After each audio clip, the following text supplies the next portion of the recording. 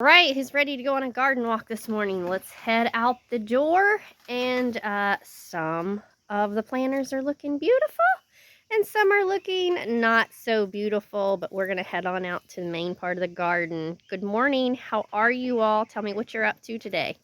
Absolutely love this wandering Jew. I've had it for years and years and years, and my back porch is super shady, so it does well here. Heading on out to the main part of the garden. It's in the 80s today. I guess it's not supposed to get out of the 80s, so it's going to be a lot nicer than it has been.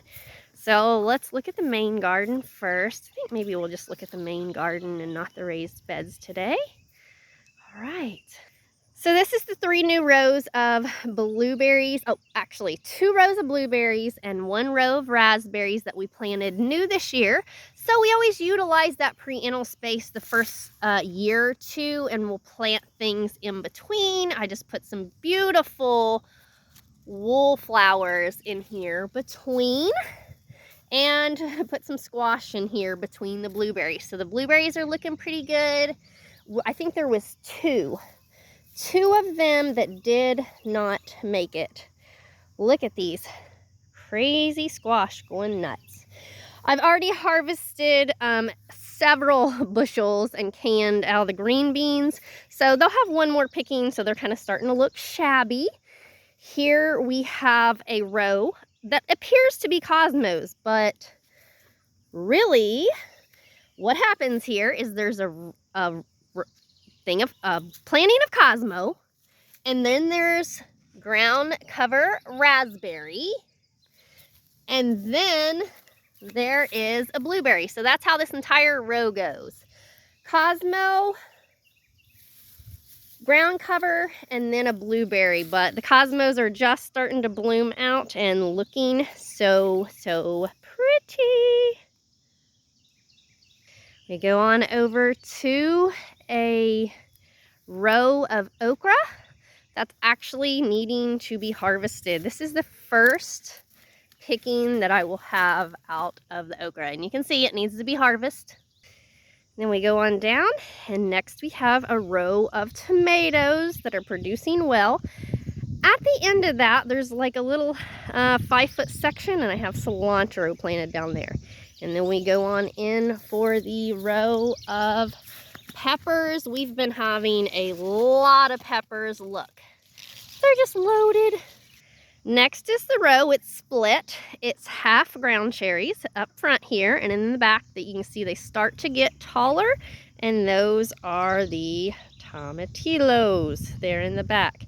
And of course we have to have a pretty flower on the end. Those are the wallflowers. Right next to that, we're not giving it much space, but we put in another row of raspberries. And again, because those are perennial, we utilize the space. So it kind of has a raspberry and then a basil plant.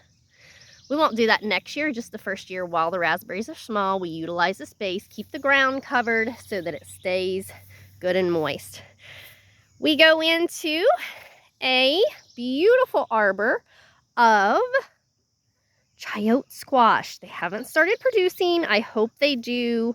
Not sure, but right on the end, I've got a gorgeous butterfly pea. This is the double blue butterfly pea. This makes some beautiful tea. So right behind the arbor, that is our row of sweet potatoes. Sweet potatoes produce super well for us, and we use it as a staple food crop. So the sweet potatoes are looking beautiful. You can see right out here on the end, this is a volunteer. It's really outside the garden. It's a volunteer marigold, but I couldn't cut it down when I cut the grass, so I just left it. So on the other side of that arbor, we have one of the black snapdragons that my husband got the seed for me for Christmas. They are so pretty. And then we go into that row, another row of raspberries. Again, we utilize the space the first year. And I always enjoy the borage flowers. It's an herb, but the entire plant is edible. But look at that true blue flower. These are so pretty candied on a dessert. On the other side of that arbor, we have 2 rows of tomatoes. And Then we go into another arbor. These are made out of hog panels. We have one little Jack B. Little pumpkin here that is absolutely loaded. I planted this because I thought my nephews would find it super fun. Is that not pretty? And on the other side, we have one plant. This is one plant. This is the Lady Slipper. It's an edible gourd that tastes like a green bell pepper and a cucumber cross, and it produces like crazy. I'm hoping I started it early enough. The last row of the main garden has tiger melons and some bottle gourds. And admire that beautiful bloom of the gourd. You know, this black woven plastic is like 12 years, maybe older.